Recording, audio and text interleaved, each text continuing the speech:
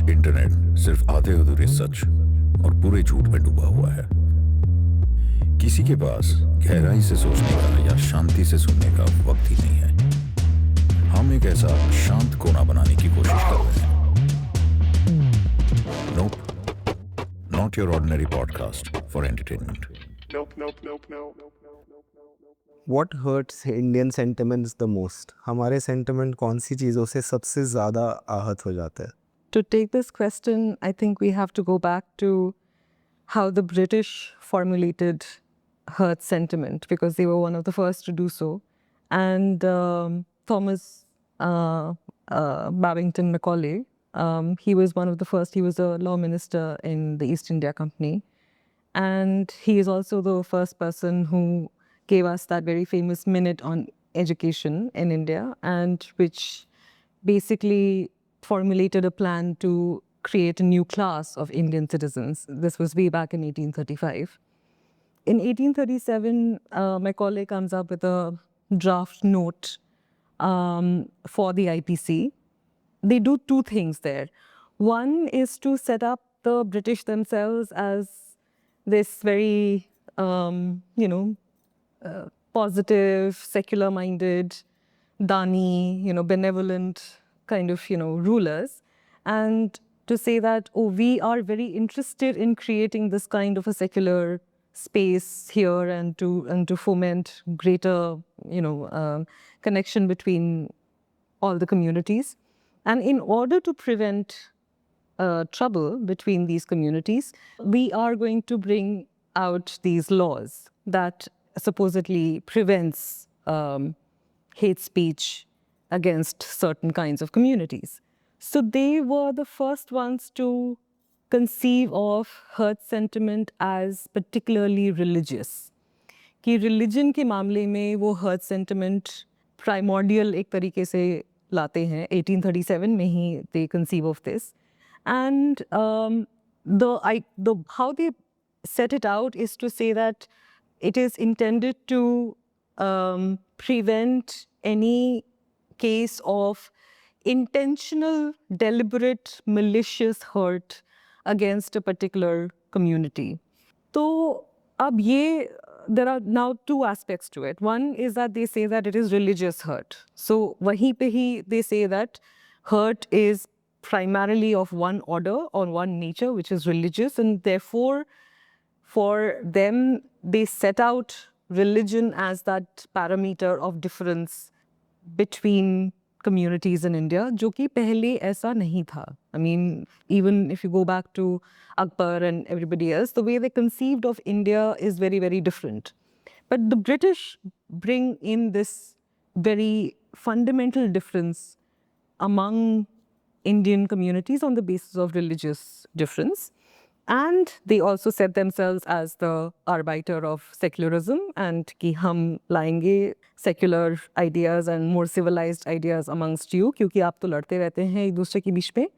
And they also then say that the third thing that happens is that they say that with this law in 1837, they say that कि intentionality दिखनी चाहिए. तो अब ये जो इंटेंशनलिटी दिखनी चाहिए और उसके बेसिस पे हम कार्रवाई करेंगे, this sets up the entire debate for the rest of history and in modernity for all of us. हम इसी सवाल पे आज तक जूझ रहे हैं कि हम एक तो इंटेंशनलिटी प्रूव कैसे करेंगे, and the other thing is that hurt then becomes a category, और hurt sentiment becomes a category जो कि दिखनी चाहिए. And it has to be provable, it has to be displayable, it has to be, in other words, recognized by the state. वरना आपका sentiment hurt नहीं हुआ है.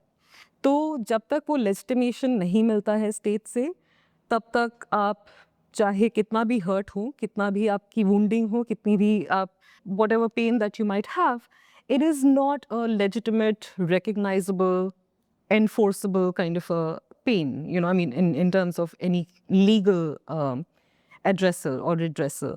So in that sense, then what happens in 1837 with Macaulay's conception of religious hurt sentiment is that hurt sentiment now is recognized in India as primarily religious hurt sentiment. बाकी जितना भी आप hurt होते रहें उनसे कोई किसी को आपत्ति नहीं है apparently, लेकिन रिलीजन के नाम पे अगर किसी को आपने कुछ बोल दिया तो वो सबसे बड़ी एक चैलेंज, चुनौती या हर्ट बन के सामने आती है. And which we are seeing even now with all kinds of hurts being bandied about, चाहे वो कोर्ट्स की बात हो, यूनिवर्सिटीज़ की बात हो, पब्लिक स्पीचेस की बात हो. हर्ट सेंटिमेंट तभी सुनने में आता है या तभी उसका एक it gets a life of its own only when it is in the context of religion. In that sense, I would say that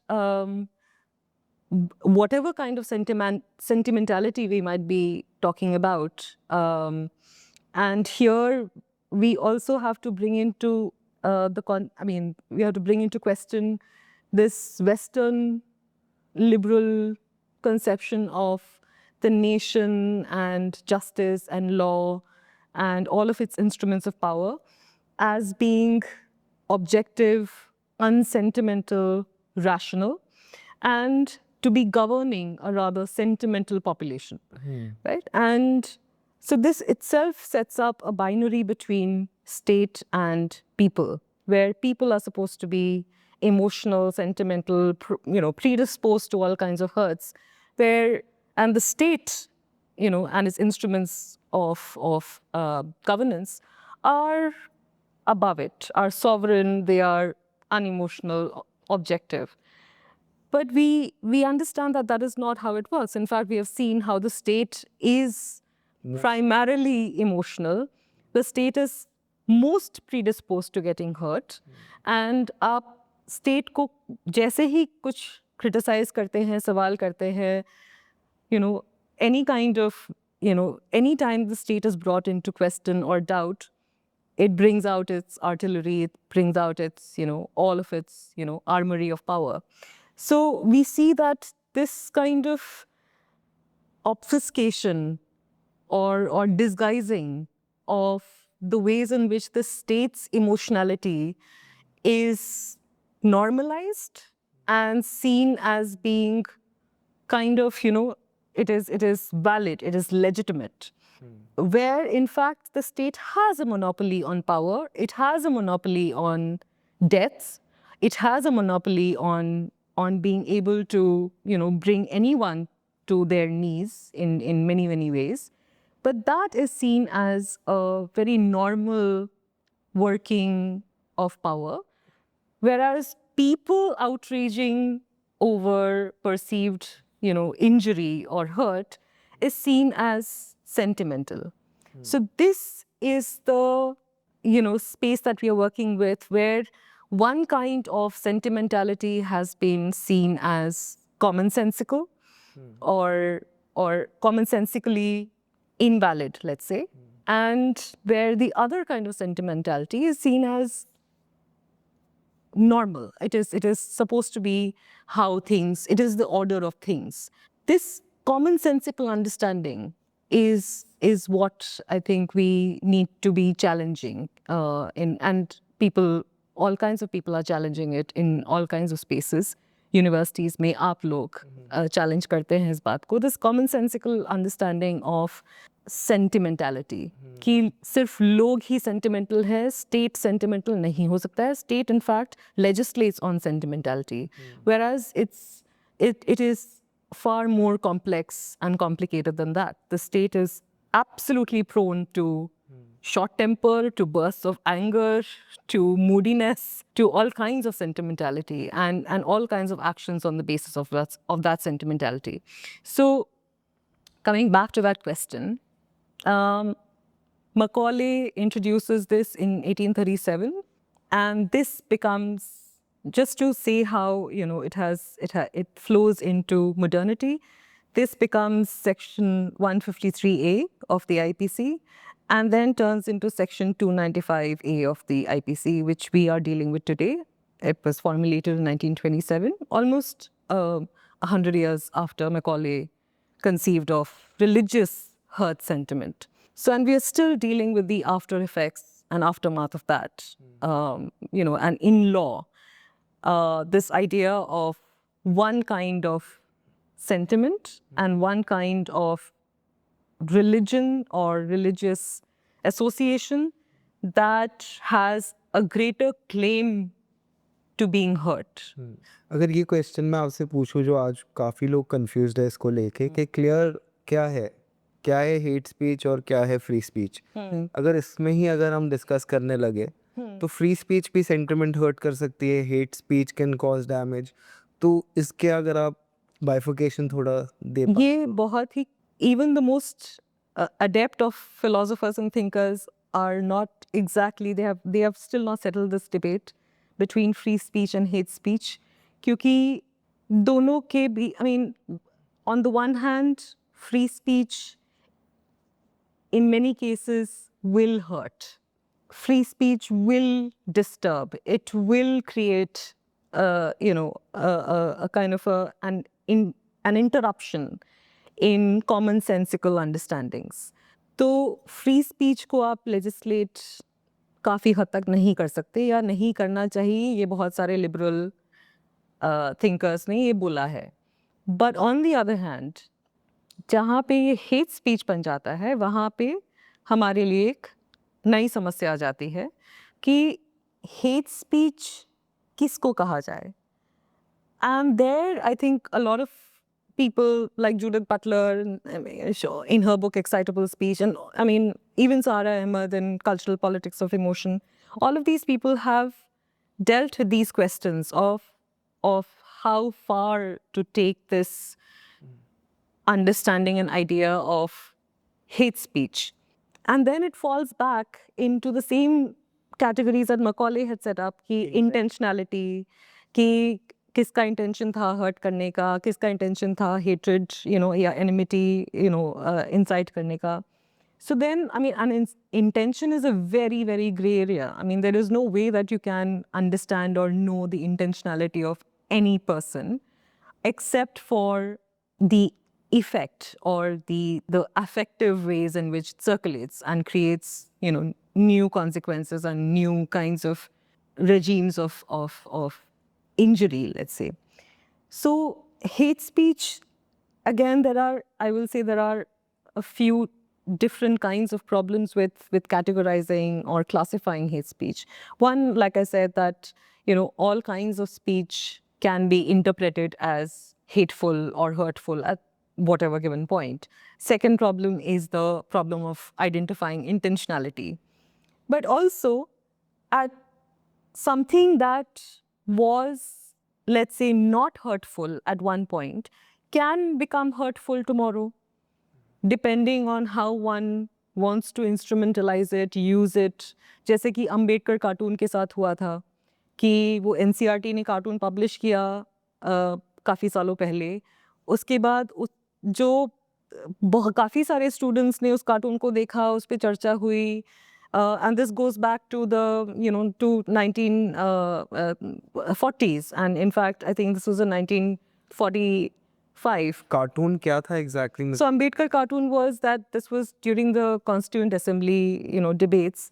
And जब नया Constitution बन रहा था, तो उस पे काफ़ी टाइम लग रहा था कि, because there was a lot of back and forth. पहले draft तैयार हुआ, फिर वो draft public किया गया कि public से आवाज़ें आएंगी, उस पे विचार होगा.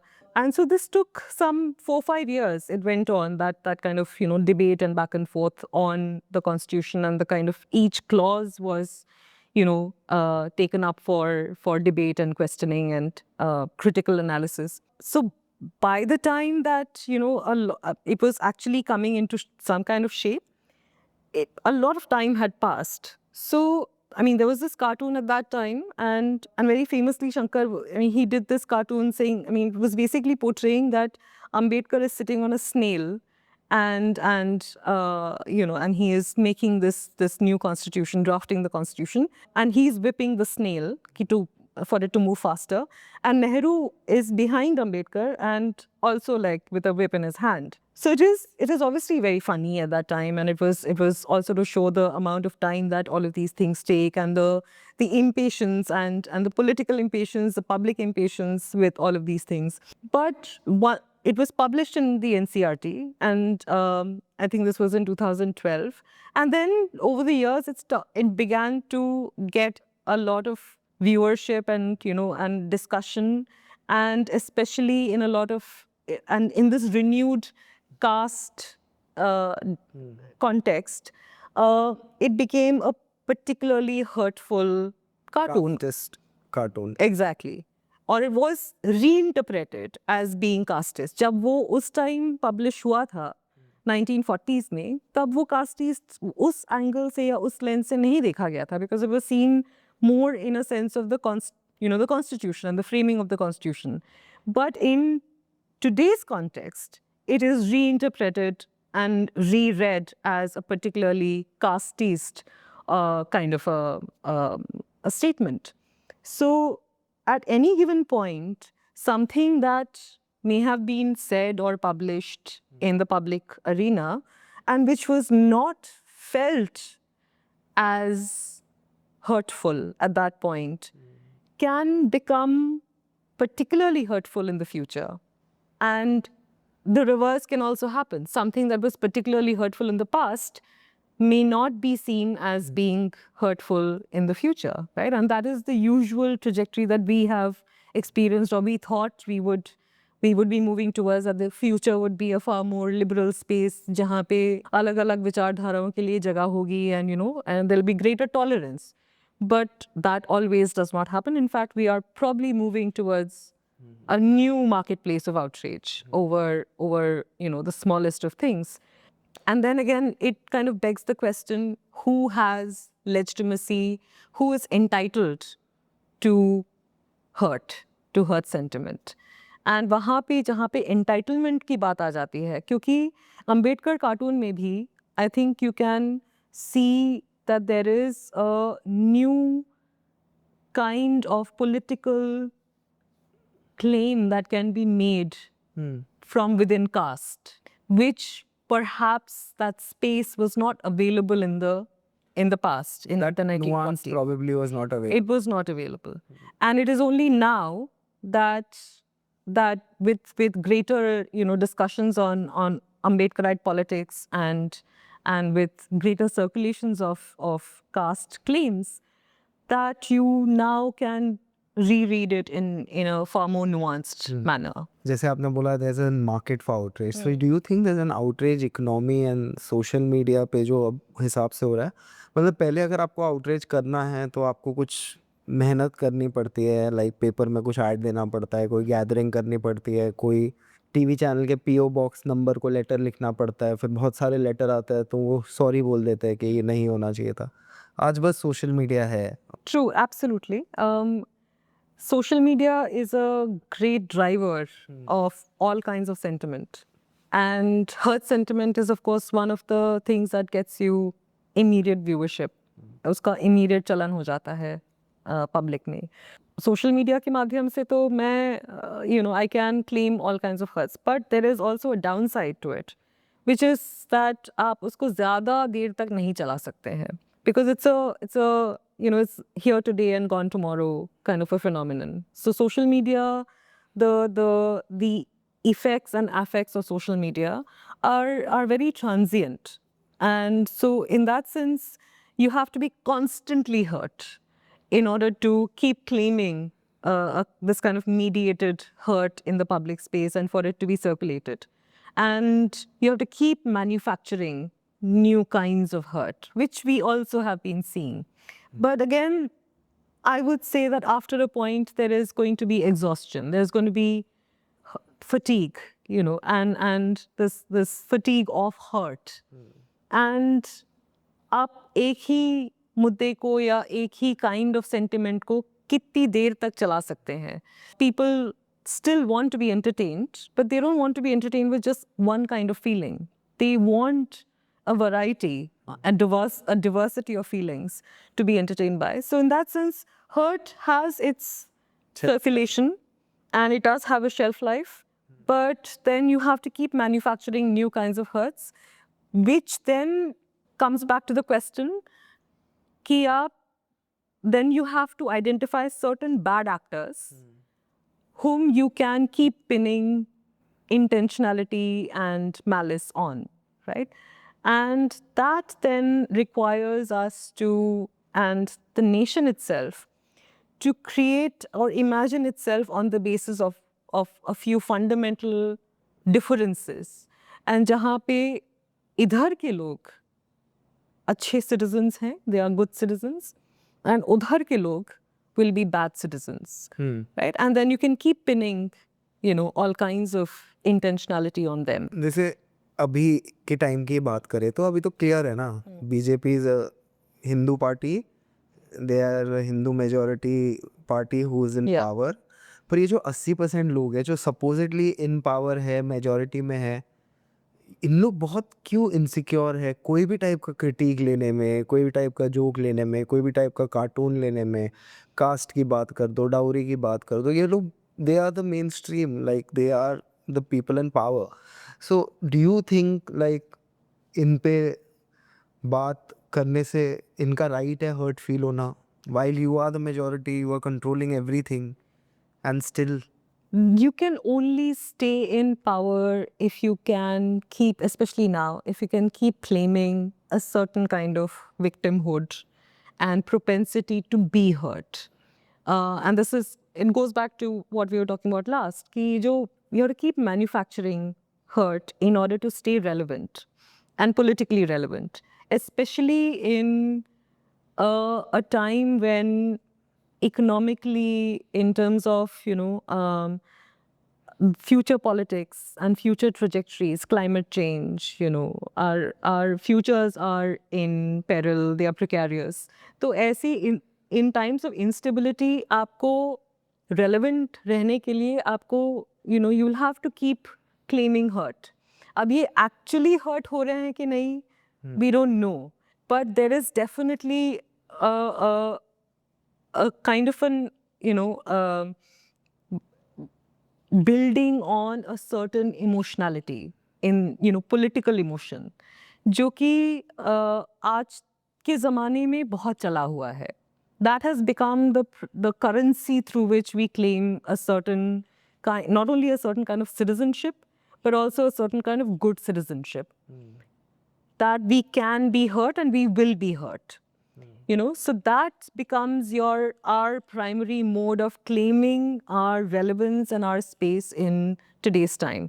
कि मैं तो मुझे तो hurt होगा, and hurt होना भी चाहिए, क्योंकि इतने सारे लोगों ने हम पे इतना अत्याचार किया और हम सहते गए.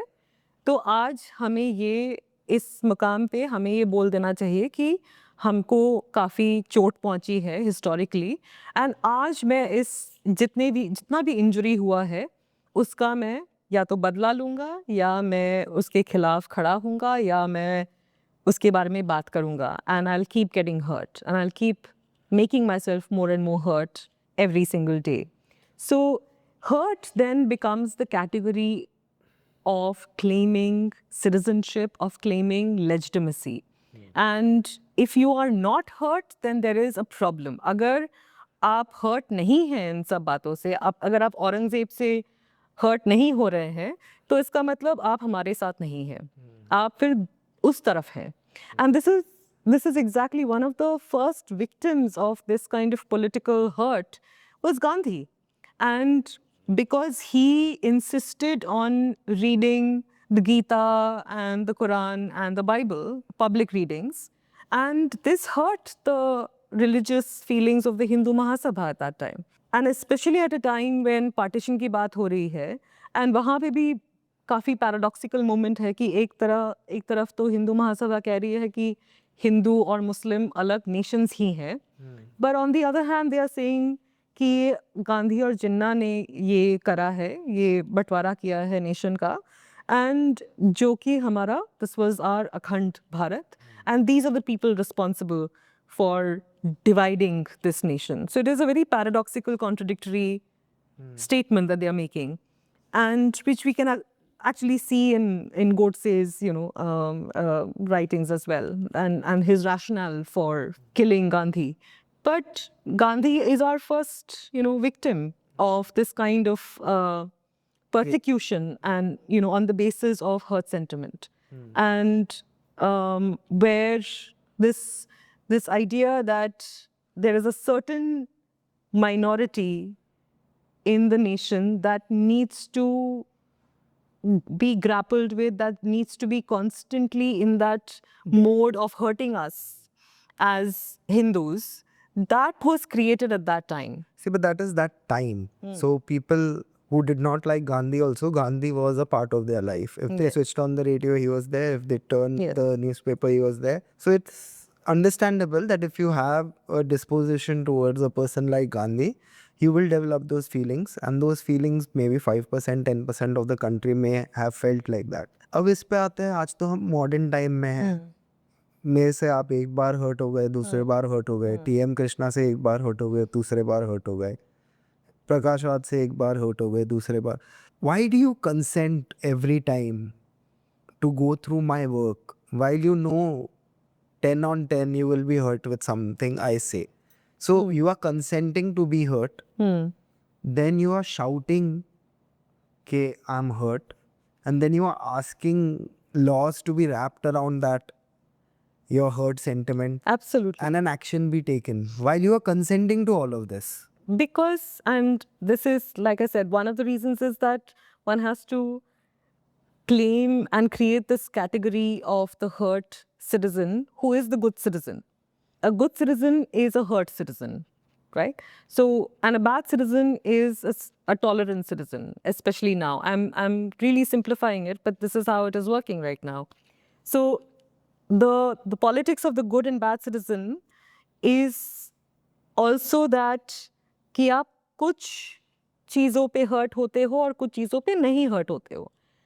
It is not that they are getting hurt by it's not that a lot of people are getting hurt by the speeches of Kapil Sharma or Kapil Mishra, but a lot of people will get hurt, or not a lot of people are getting hurt by the recent Karnataka High Court, statement that they passed this, statement saying that मस्जिद के अंदर आप जय श्री राम बोल दो, उससे किसी का सेंटिमेंट हर्ट नहीं होता है. लेकिन आपको ये पता है कि ऑपोजिट अगर आप करोगे तो बड़ी समस्या हो जाएगी. तो लेकिन ये जो एक सबटरेनियन अंडरस्टैंडिंग है कि कुछ चीज़ें हर्टफुल आप बना सकते हैं और कुछ चीज़ें आप नज़रअंदाज कर सकते हैं, या कुछ चीज़ें आपको इतनी परेशान नहीं करती हैं. ये तो हमारा common sense, going back to that commonsensical logic, right?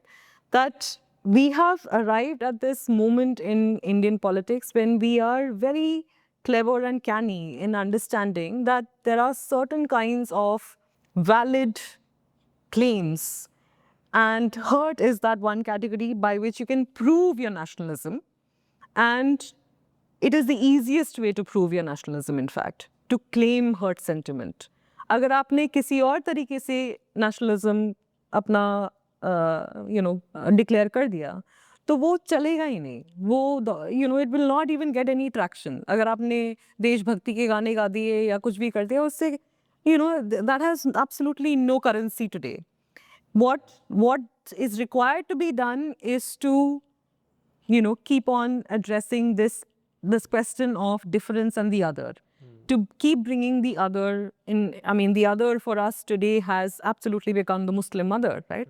So to keep bringing back the Muslim question, and to keep creating a kind of nationalism that will constantly, make this kind of outsider versus insider distinction, and then proceed on that basis in order to achieve greater effects. And what are these greater effects?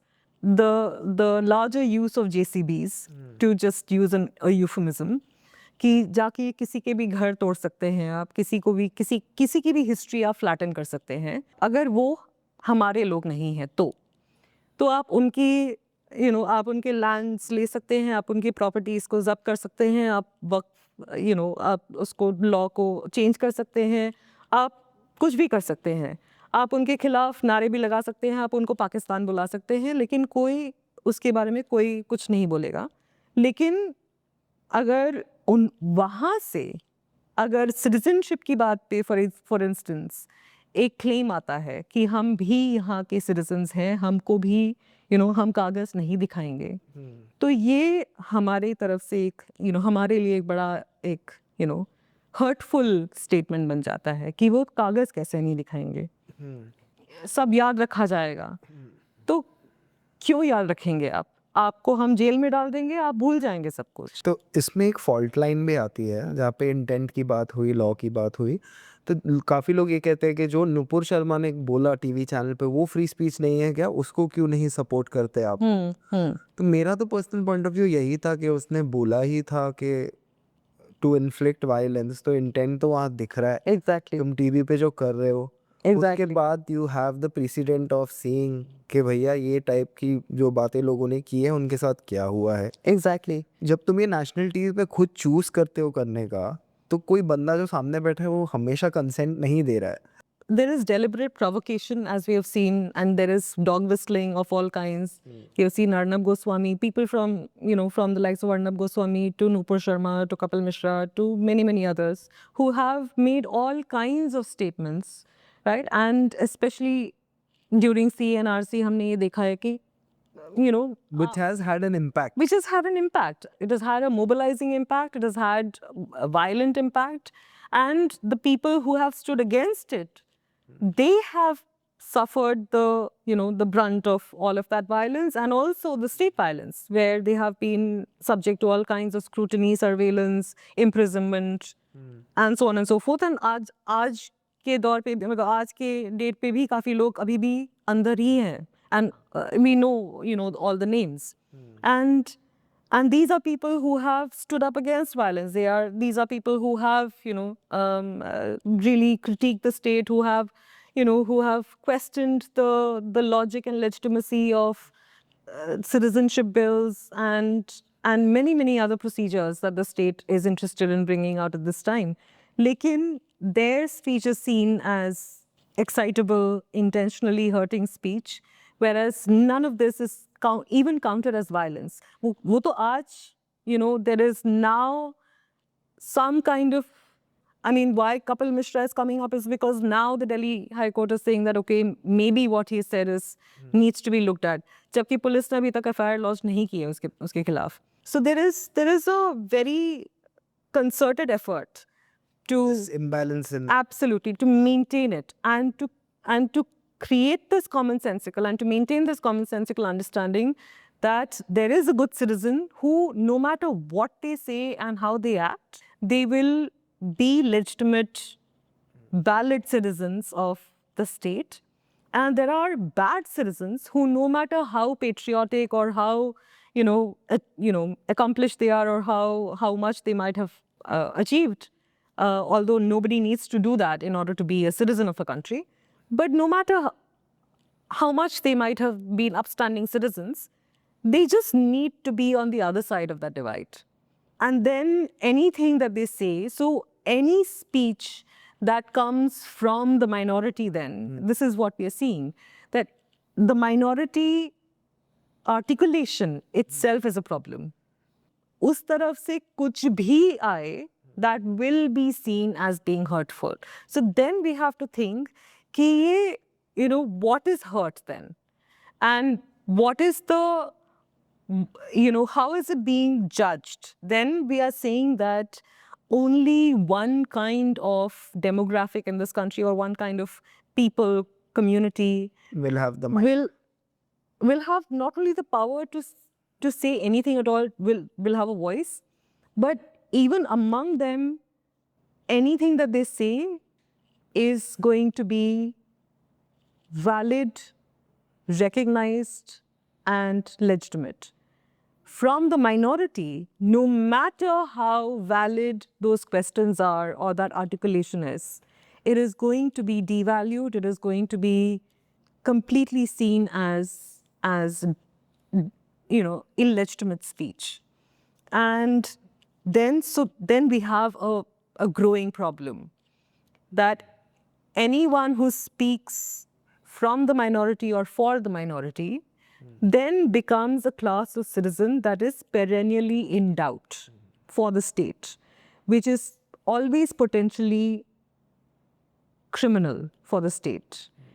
कि आप एक minority को फिर आप एक criminal lens से ही देख पा रहे हैं, and जो भी minority के लिए बोलता है, उनके लिए आवाज़ उठाता है या उनके लिए advocate करता है, then everybody is going to be suspect. So they have actually created, or we are seeing the creation of two kinds of people. One who will never be in doubt and who will perennially be good, no matter how, how dangerous they might be. And another class of citizen who will forever be potentially criminal, who will potentially be transgressive.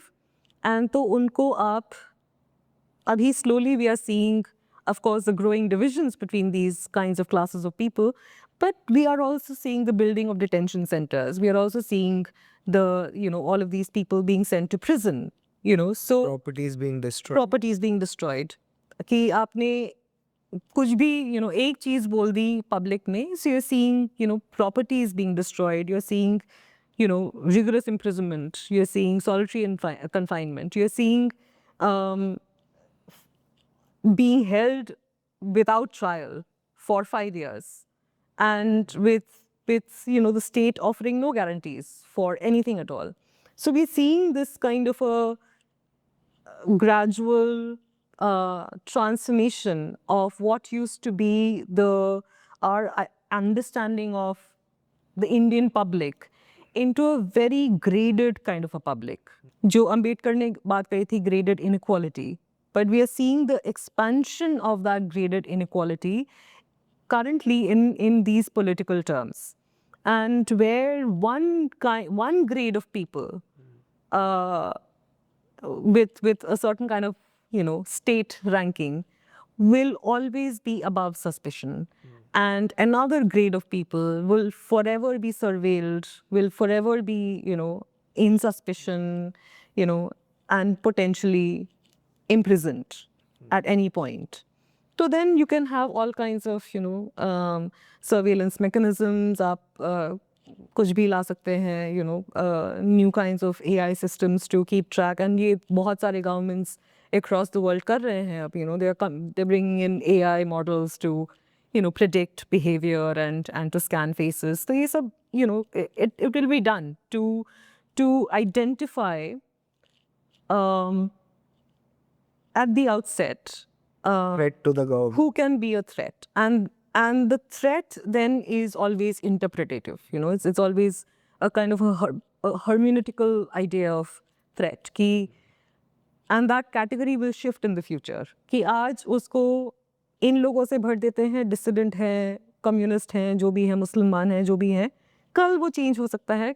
अब जैसे war on terror बहुत ही brilliant term था जो Bush लाए थे कि आप terrorist नहीं, आप war on terror declare कर दीजिए. So then you can keep filling it with new faces and new actors, and as need be, and that it keeps growing, it keeps changing. It is a very plastic, fluid term, and it completely works at all times for past, present, future.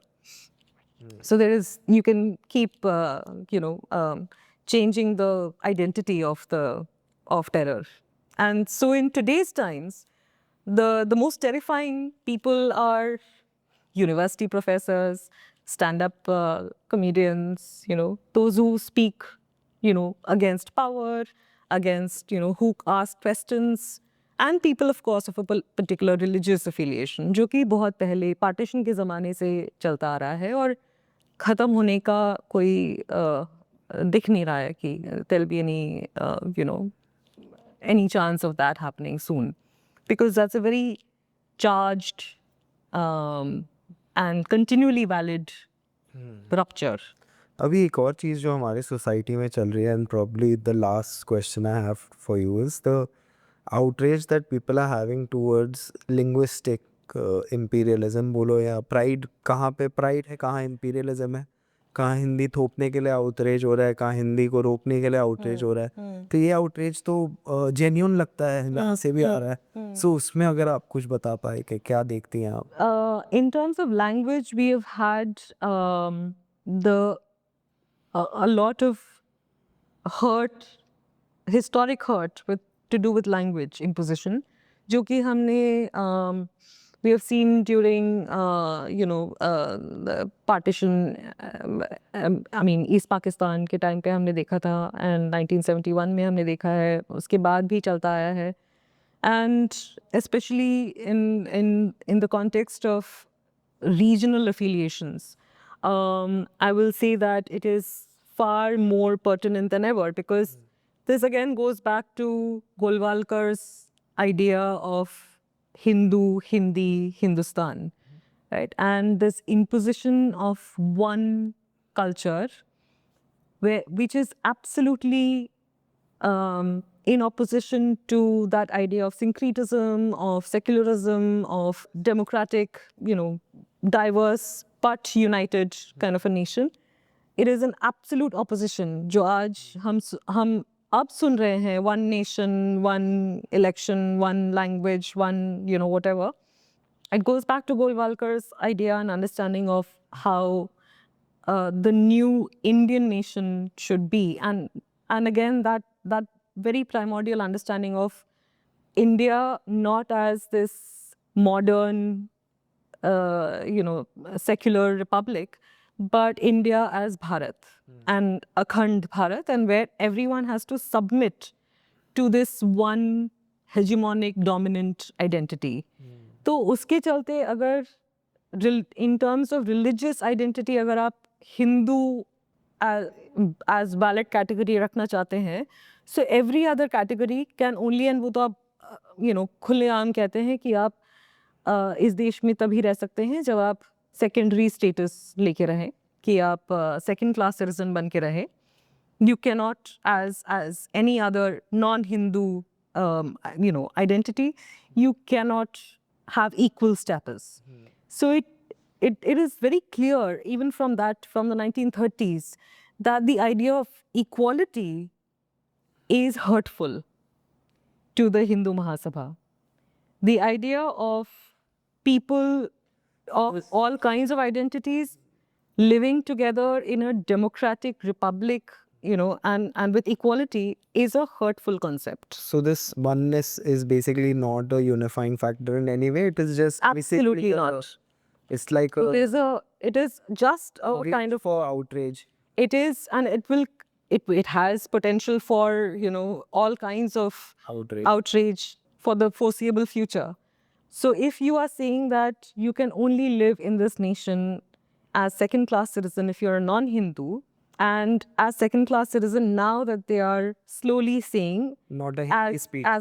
not as a non-Hindi speaker, then we are entering a new phase where this idea of Hindustan or Bharat, which they have changed to Bharat now, is going to be a very small minority of people who will decide the futures and lives of everybody else.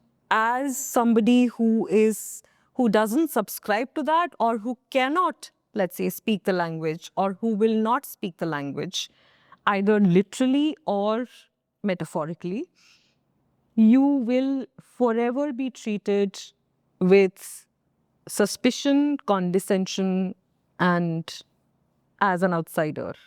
Now that being an outsider can either take the form of being a cultural outsider, or they can do it in actual physical ways with all these citizenship, tests and these new demands to prove one's citizenship with either papers or with some kind of cultural appropriation, whatever, co-option, whatever that you can submit to. So now we have already entered in 2019, we have entered a new phase in Indian politics, जहाँ पे हमने already ये मान लिया कि citizenship को prove करना पड़ेगा।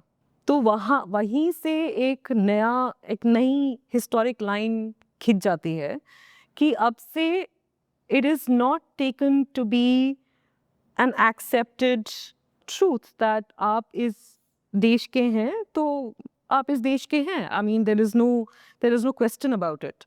And because everything that we were saying was on the basis of that agreement, that contract that we all had with each other. And then you see that from 2019 onwards, हम क्या कर रहे हैं? हम preamble, we are reading out the preamble. हम constitution पे बात कर रहे हैं. हम पहले जहाँ पे we used to talk in more nuanced and complicated ways about citizenship or about being part of India in any which way or about nations and nationalism. अब वो सब छोड़ के हम बहुत ही बेसिक चीज़ों पे बात कर रहे हैं कि अपना citizenship proof करना पड़ेगा. अब खुद को we have to keep on giving disclaimers even in the classroom. If I'm teaching something on nations and nationalism, then I have to give disclaimers that this is not meant to hurt the sentiment of any particular group. I have to now give trigger warnings even when I'm teaching texts like Draupadi by Mahashweta Devi. So now we have entered a new phase culturally and politically where we have accepted that it is no longer a given that our belonging is a stated, guaranteed thing. We no longer belong as a guaranteed thing. We have to prove our belonging, and now we have to possibly choose our belonging if that choice is available to us at all. And the new rules of nationalism, of nation, of citizenship, all of this is now being channelized through the affectivity of hurt sentiment. लेकिन आगे जाके further tests of loyalty आएंगे, further there'll be further outrage on other things as well, जो कि we are moving towards those kinds of futures. And जहाँ पे अगर आपने, and we have already started to see this, अगर आपने demonetization पे कुछ बोल दिया तो आप urban Naxal है. अगर आपने if you question the finance minister's wisdom, then you are टुकड़े gang or whatever. I mean, अगर आपने economic policy पे, आपने cultural policy पे, अगर आपने उनके किसी भी national policy पे कुछ भी सवाल खड़े किए, even asking for just clarification, then you are seen to be hurting sentiments. And in that sense, then I will say that hurting sentiments then is something that we have to consciously adopt as part of our vocabulary and strategy, because criticality can only be achieved through hurting sentiments. And some sentiments will get hurt, no matter what you do. But whether that will be seen as a legitimate form of hurt sentiment or not, that remains to be seen. Cool. Thank you so much. I had Thank a great you. time. Thank you. Thank you. हाँ